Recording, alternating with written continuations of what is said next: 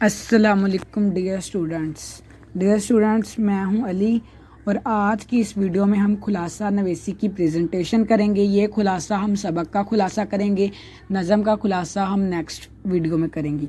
तो आए खुलासा लिखना शुरू करते हैं। बोर्ड के पेपर में खुलासा नवेसी सबक का खुलासा सवाल नंबर 5 होता है 9-10 में। तो पहले हम सवाल नंबर की हेडिंग दे लेते हैं ऊपर। ये जो मैं हेडिंग देने के लिए मार्कर इस्तेमाल कर रहा हूँ, ये 605 मास्टर कलम का कट मार्कर है। आप कोई भी मार्कर इस्तेमाल कर सकते हैं। अगर आपको इस तरह का लिखना भी नहीं आता तो आप सिंपल हैंड राइटिंग में लिख सकते हैं और प्रेजेंटेशन आप इस तरह की कर सकते हैं।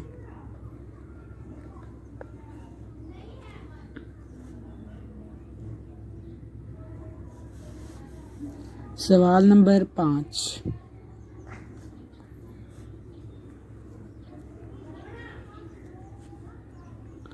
उसके बाद हम खुलासा नवेसी की हेडिंग लिखेंगे।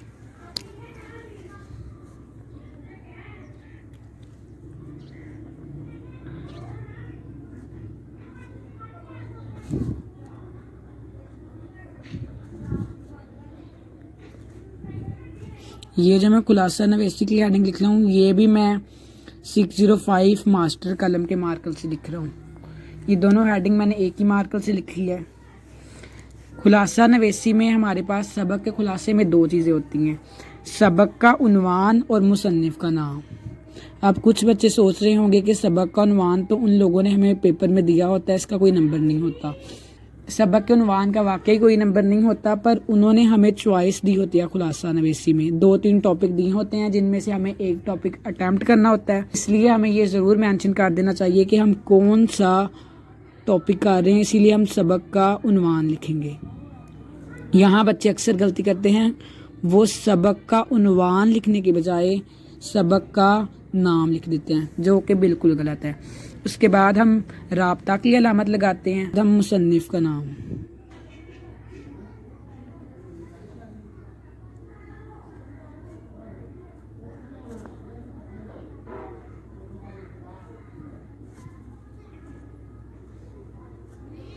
इसके बाद भी हम राब्ता की अलामत लगाएंगे। अब हमारे पास सबक का उन्वान मिसाल के तौर पर काहली है, तो मैं यहाँ काहली लिखूंगा।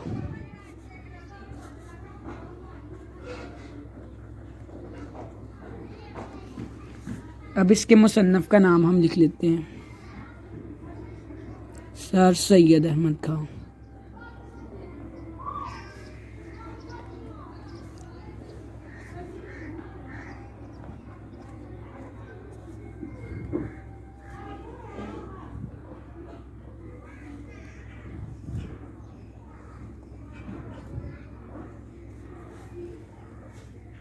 उसके बाद मैं खुलासा लिखना शुरू करता हूँ पेन से।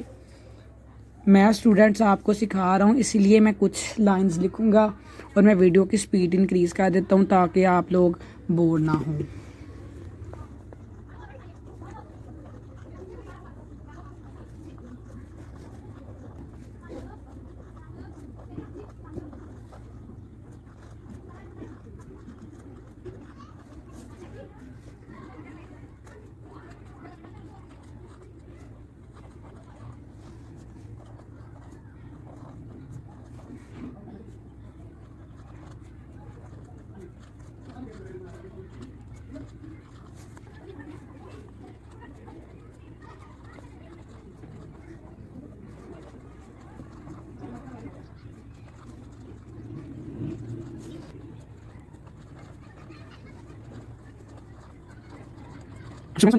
खुलासा लिख लिया। अब इसके बाद हम अंडरलाइनिंग कर लेते हैं।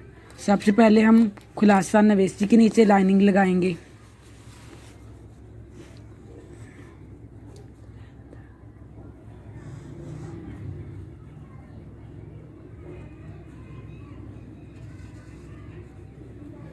उसके बाद हम सबक का उन्वान और मुसन्निफ के नाम के नीचे भी लाइनिंग लगा देते हैं।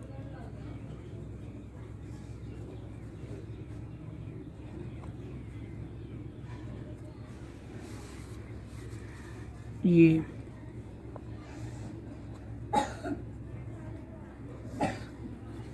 ہم اپنی پریزنٹیشن کو ذرا بیٹر بنانے کے لیے یہ جو سبق کا عنوان اور مصنف کا نام ہے اس کے گرد انورٹیز کوماز لگا دیتے ہیں.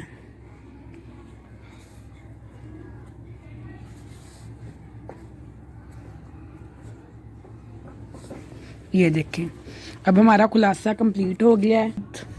میں آپ کو اسٹوڈنٹس ایک بات بہت ضروری بتاتا چلوں کہ خلاصے کی لینتھ کتنی ہونی چاہیے. تو خلاصے کی لینتھ تقریباً 1.5 صفحات پر ہونی چاہیے اور زیادہ سے زیادہ اگر خلاصے کی لینتھ ہونی چاہیے تو وہ 2.5 صفحات پہ ہونی چاہیے. یعنی ایک پیج اس کی دونوں سائڈز اور دوسرا پیج ہاف.